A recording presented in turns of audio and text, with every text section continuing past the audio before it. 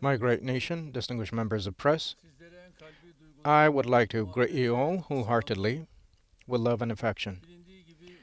As known, last week we went on an African tour which covered three African countries, and we met five African heads of government and heads of states, and those visits proved to be very constructive. In Angola, Nigeria, and Togo, we were welcomed with great hospitality, as we are always whenever we visit the continent. We held talks with the officials of the countries as well as the business people, and interdelegations meetings took place very constructively. I would like to underline one fact. After coming to office, what we have worked on the most and exerted efforts mostly was improving our relations further with the African continent. And as the Prime Minister of the country, as well as the President of the country, we visited the African continent for 50 times. We increased the number of our foreign missions across the continent. We, on the other hand, further strengthened our economic and trade relations. The rising continent of the world, Africa, is going to be more marked in the 21st century. Shaken by the health crisis, the New World Order is seeking after new ways, and the rich soil of Africa is still the most valuable. The colonialists have not given up on their efforts of exploiting the continent, and it will not come to an end. However, the pain is still fresh in memories of African brothers and sisters. More importantly, our African brothers and sisters are aware of the riches they have at hand and the benefits that it will bring about. The societies of Africa do not want to be killed, slaughtered, and persecuted any longer. They only wish to grow, contribute to the humanity, and flourish. With no doubt, Turkey's perspective on Africa is very much different than the Western countries. A country which does not have the stain of colonialism and slaughtering in its history, our counterparts also observe that our approach towards the continent is on the basis of equity, and this is why they put us to a different side. In such a geography where the political and economic order was established as such, it is not easy, of course, to act. From politics to economy, from social life to cultural life, you can observe the remnants of the colonialism in different corners of the continent. However, Turkey attaches importance to solidarity, winning together and sharing, and policies of Turkey as such have started slowly getting root and be reciprocated and recognized. With many regions of the continent, we have cultural and humanitarian relations that date back to 5 centuries ago, and this makes things, of course, easier for us. The Red Crescent, TİKA, a Turkish Foreign Abroad Marif Foundation, Yunus Emre Institute, and other humanitarian aid institutions and organizations run various activities on the continent, and they all establish good relations. And in this perspective, we do not consider Africa as a market, but as a partner. And with this understanding, we have been building strong bridges of friendship and cooperation with the continent. Right after our African visit, the Turkey-Africa Economy and Business Forum took place. and Turkey-Africa Partnership Summit, which will be held in December on the 17th to 18th, are the concrete examples of the mileage we have covered in our relations. In our country, almost every month we host a few African guests. This goes the same for the invitations we receive from the African continent. And before long, with a new program on Africa, we will be bringing this beautiful climate to higher grounds with the purposes of education, health, and trade. An ever-increasing number of African brothers and sisters visit our country, and this is very much promising. The investments of Turkish business people in Africa also grow in scope and expand further. During our last visit, we had the chance to sign a totally 18 MOUs or agreements in various fields covering tourism and trade. And a final declaration was signed. Every step taken by Turkey, of course, disturb the old colonialists who consider Africa as their back garden. This is one of the reasons run against our country and the propaganda against our company. But we consider only on building a common future for our African brothers and sisters and our own, and we will continue to disturb the colonialists no matter what, even though some have inability to see and try to make the developments ongoing in the continent lose meaning. We will continue to do what we are doing. My great nation over our beautiful land of Anatolia, which has a history of more than 1,000 years, we will do whatever we have to do, from economy to politics, from social life. We are waging the same war at all fronts. The veteran Mustafa Kemal, during the most critical phases of the national independence war, said only defense would matter, but not the defense of the borders, but the defense of the core during the Sakarya offensive. As if we do not take the necessary measures and conduct due diligence in every relevant field, then we will be encountering threats as regards the independence and the future of our country, as we experienced many times before. In the light of these developments, from diplomacy to security, from economy to social life, on a very large scale, we aim to keep our country, our people strong, and also protect the dignity, the decency of our people. In our struggle waged, we have the know-how, the experience of the century-old republic, and also the tradition of our state, the 600-year worth of experience of the Ottoman and the 15th-century-old civilization. In our day, of course, we have some challenges, some internal and external challenges. However, a country as the Republic of Turkey and a nation as a Turkish nation are not even tolerated by some, and the existence of us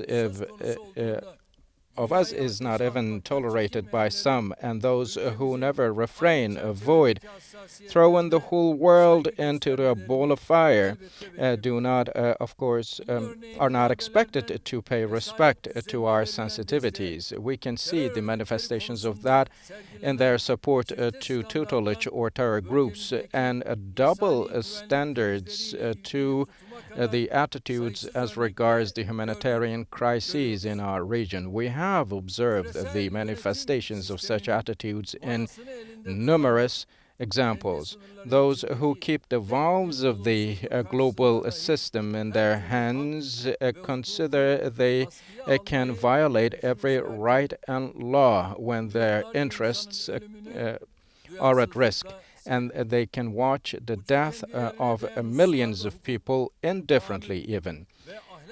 Law, ethics, or practices are not recognized by such people when it comes to their own interests, and they can gear towards different directions by way of speaking the same words. Those who in the past guided our country, shaped the course, the trajectory of the country, have now panicked when our country has started standing its ground. My great nation, for a long while, the political, economic, social, and diplomatic attacks are based on this disrespect and hastiness related with this state of panic. Those who go back to their old mistakes will receive the answers they deserve as long as they do not recognize the mistakes they have made. Recently, some ambassadors of some countries made some groundless and disrespectful statements, and we consider this statement within the same perspective. This statement is not directed against an individual or an authority only, but the rights, the sovereign rights, and the judicial system of our country. Our prosecutors, our judges, our lawyers, and all members of the judicial system have been attacked with this big insult.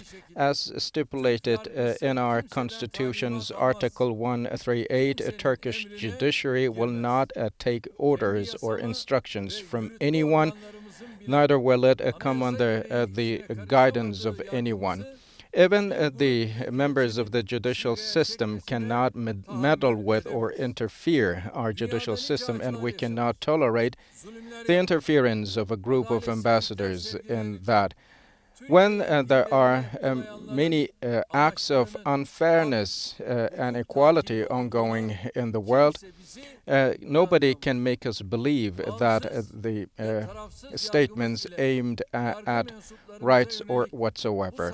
Such disrespect has to be reciprocated, and before everyone, it's our duty to respond to that as the head of the state. And on behalf of my nation and my country, this is the manifestation of our sincere and responsible stance against such a statement. Our intention is not, of course, to cause a crisis, but to protect the rights, honor, dignity, interests, and sovereignty of our country. Likewise, by the same embassies, a new statement has been issued, and they have backed down from this accusation. The Article 41 of the Vienna Convention has been referred, and the commitment not to interfere with the judicial systems of the host countries as per the convention. I believe these ambassadors will be more careful in their statements issued about our country. Those who do not respect the values and sensitivities of our country cannot be hosted in our country, in this country, no matter what title they hold.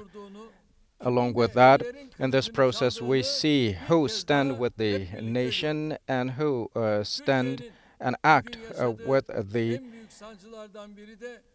others. And one of the most challenging problems of our country is, of course, to do with some politicians, old ex-diplomats, and a group of media members who never know how to stand with our country due to their ideological fixation and also hatred and conceitfulness that darkened their hearts. Those who act as the spokespeople of such a people are followed by the members of our great nation closely in the forthcoming eras from security to economy. We hopefully will rid ourselves of this sick mindset as well. As a country and as a nation, indeed, we have faced such irregularities many times, and it is not for the first time that we have seen an example of that run through some figures such as politicians or media members. Remember the plots set against our country and played out live during Gezi protests when the similar things took place in Europe. The same circles did not allow a single frame or image to be leaked out of their countries. The December 1725 coup attempt against the law enforcement and the judicial system of our country also created much uproar, if you would remember. The bloody street events stirred by HDP, and remember that as well, and also remember the bloody protests, bloody attacks launched against our country by terrorist organizations and PKK, and also all other events. Those who speak the discourses of democracy and law, have they ever acted to the favor of humanity, let alone rights and democracy? On the contrary, they stood with the terror organizations, coup makers, and tried to put Turkey in a vicious circle by efforts of containing, by the help of certain politicians and media members. But with the help of our great nation and the grace of God, we have frustrated all those plots and plans against our country. No matter what challenge we endured, we have not in the slightest way taken a step backwards from our visions. Those who failed to do so with terror and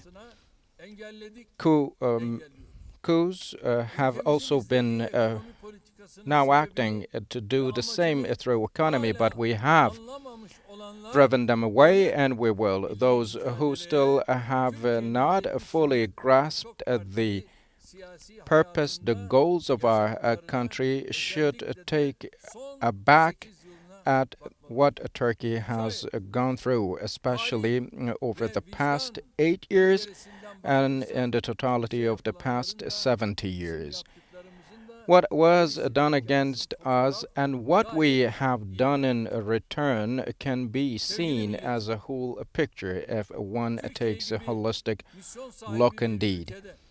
Dear members of press, my great nation, nothing in a country like Turkey takes place by coincidence. No decision is made by coincidence. No action is undertaken unconsciously. We know what we do, for what we do, and what will come our way as a consequence. As the President and as someone who served as the Prime Minister, we have been involved in all the platforms and worked with almost the leaders of the country and have had a clear understanding and idea of every incident that have unfolded in the world.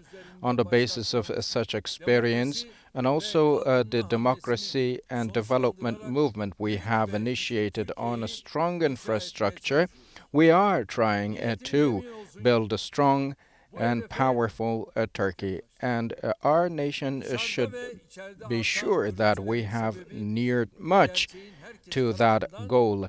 And the reason of the growing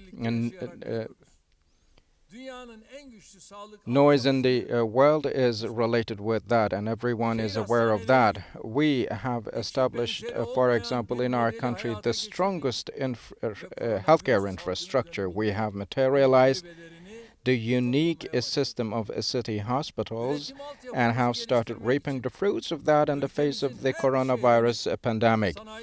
To further develop our infrastructure, we have adorned our country with industrial zones and facilities, and we went on with the reconstruction movement. And this week, even only, we inaugurated officially 52 facilities in Eskişehir province of our country.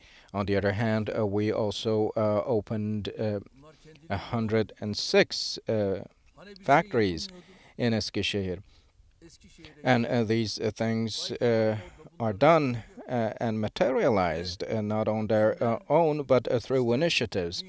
And Mr. Kemal, go visit Eskişehir and see. And one of the most important global companies from China now have come to Eskişehir province and participated to the inauguration facility of a modern facility, hydroelectric, thermic, solar and wind power panels and plants have helped increase our energy capacity by threefolds.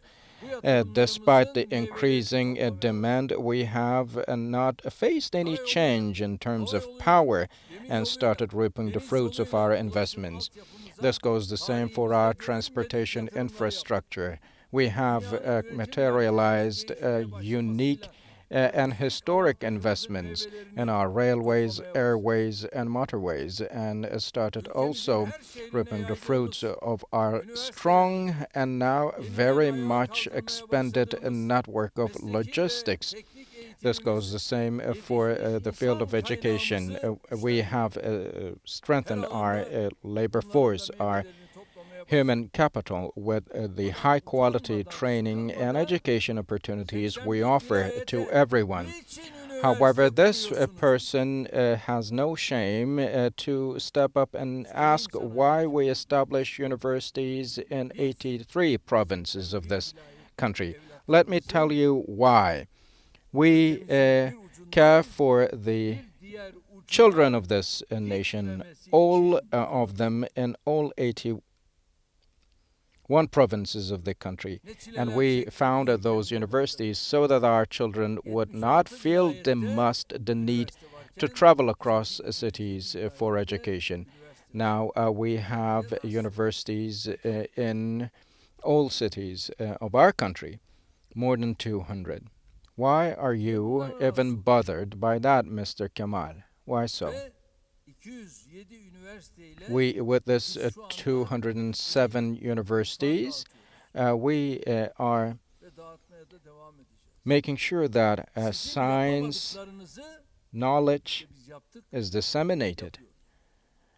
We are doing what you failed to do. You can break down similar examples in many other fields and under many other titles. As we reiterated before, we have only been engaged in politics of service and work. We have gifted our country with the services and great works and projects we have adorned our country with, and we have laid the necessary grounds for our 2053 vision. The silhouette of a strong and powerful Turkey has started appearing in its form, and it will be on a track, even though there are some who want to drag our country into political chaos and irregularities. And who are these people? The CHP. The campaign run in our country and outside our country unanimously is to destroy what our country has achieved in its struggle for better democracy and development. My great brothers and sisters, languages, flags, words, faces might be different, but the goal is the same. And the goal is to block the path that goes to the building of a strong and ever-growing country. But it has been a long time since we have figured out the language of diplomacy and such rhetoric. I once again would like to underline, you will not succeed. Either you will recognize the worth, the greatness of this country, or you will continue to be trampled in the holes of hatred and arrogance that you are in. My great people, while reading the world and our country, we, of course, never neglect the challenges that our people are faced with. And we never avoid any step to solve those.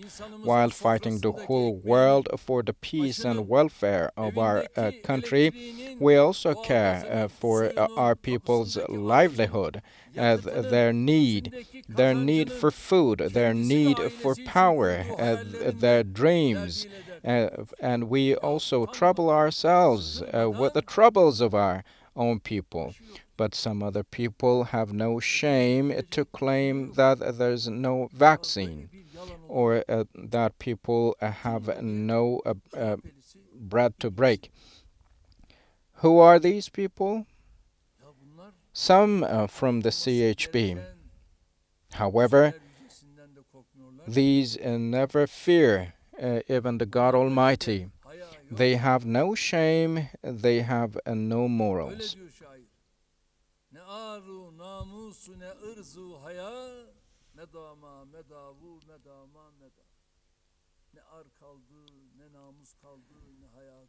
And the poet says also that some have no shame and no morals and no dignity for their own even. And it has been well gone for some who have lost those. But now take a look. You will see that every household in Turkey now, for example, has a car. And people are even purchasing the second. And now there's a high demand, which is now even not met fully, as it's extremely high. And you can maybe deceive some people telling such lies on TV, but you cannot fool us, because we keep the statistics, all data of all. We know what is sold in our country, what is where. We keep the records of each and everything. From coronavirus pandemic to the climate change, we have been indeed dealing with many problems, but on the other hand, we always hear the words, the demands, and the concerns of our people, our women, our people with a lower income level. While fighting the challenges in the world, we never turn our back to the internal challenges. And fighting terrorism is just like fighting unemployment in our country. Overcoming terror and atrocities in the world is equally important as preventing inequality and unfairness in our country. Indeed, these are all closely related and intertwined, just like all pieces of a machine. If you cannot make them all work and function together, you cannot pave a way. And it is interesting that such challenges have coincided with the higher number of attacks coming from the world against our country.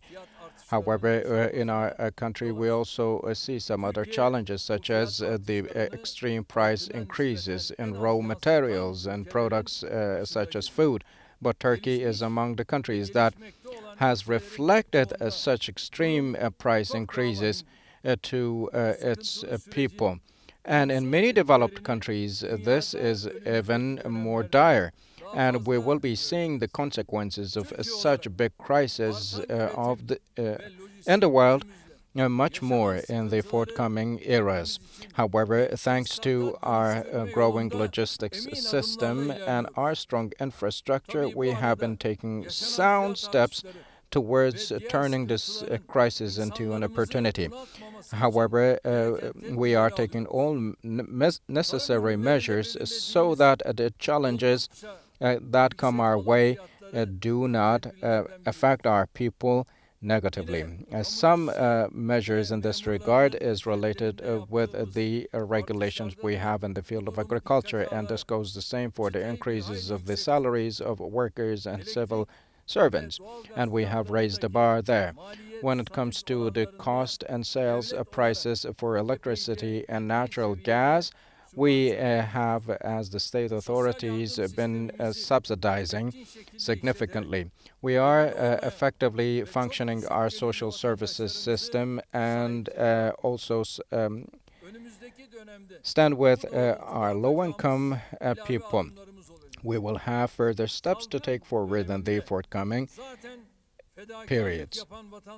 Our people already sacrificed much in the face of this pandemic to make sure that they do not need to shoulder more load. We are determined to take additional measures, and we will not allow those opportunists who engage in actions such as increasing prices extremely. We are going to make all those sanctions and regulations more rigid. At the Budget Planning Commission, which will take start, we will have the chance to address our annual plans, and I am sure that our country will be overcoming such global turbulence as a country which have successfully tackled many challenges in the past before, as the presidential cabinet and as the state authorities. We will continue to do what's our share. At the G20 summit and also the United Nations Climate Summit to take place in Glasgow, we will be articulating the opinions of our country, and as well we will have contacts to make the best out of the opportunities we have had. From climate change to the global pandemic, we will be protecting the right of say of our country and its highly respected position. We have taken all necessary steps to further strengthen that, and we will continue to do so.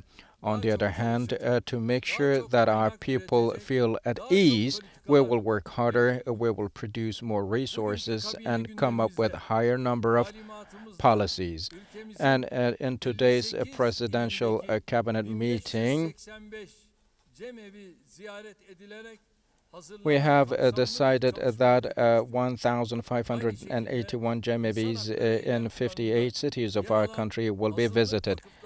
And this goes the same for the Human Rights Action Plan and the specific paragraph as regards the foundations owned by the minority groups in our country. No matter from what ethnicity or religion they are, the matters of each and every citizen of this country is our own matter. And with this understanding, we have in the past and in our day been taking steps.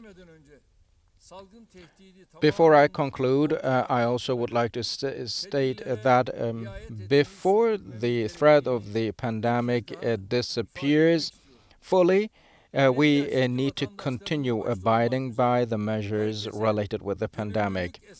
On the basis of voluntary act, we suggest everyone get vaccinated for their second or third jabs of vaccine, especially our senior citizens, are highly suggested to do so. I also would like to mention one more thing.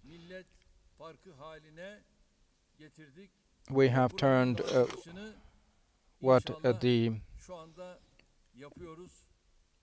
cultural center, where the cultural center was, into a people's garden and a new structure, and we will be inaugurating that soon. And on October 28th, 29th, we will be opening the Atatürk Culture Center, and all Istanbulites are kindly invited to that opening ceremony. We indeed at Taksim Square in Istanbul have constructed a magnificent structure.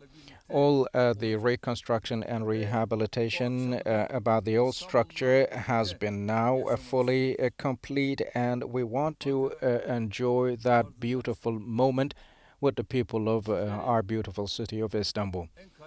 First, we did that in Ankara and then in Istanbul. As I conclude, I hope that God will be our help and be with us. I would like to thank to each and every one of you. Stay in health. Peace be upon you.